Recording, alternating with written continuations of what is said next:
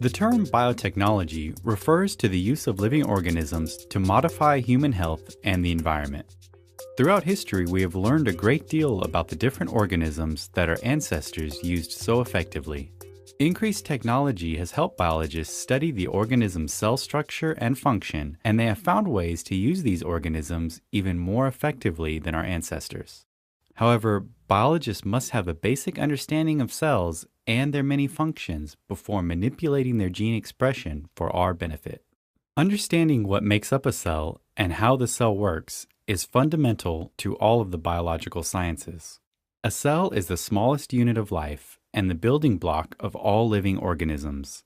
Appreciating the similarities and differences between cell types within and among organisms is particularly important to the fields of cell biology and molecular biology.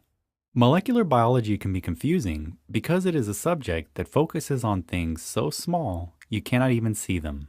So let's begin with big organisms and work down to the molecular level. Organisms, such as a little girl, are made up of organ systems, such as the digestive system, pictured here. Each of these organ systems are comprised of individual organs. As shown in the diagram, organs such as the liver, the stomach, and the small and large intestines are part of the digestive system.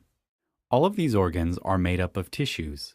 Tissues are a group of similar cells that perform the same functions, such as the epithelial tissue and the smooth muscle tissue pictured here. Tissues are made up of cells, and a cell is the smallest unit of life.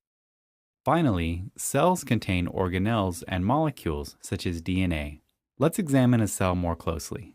There are two general classifications of cells, prokaryotic cells and eukaryotic cells. Prokaryotes are single-celled organisms and include bacteria and some algae.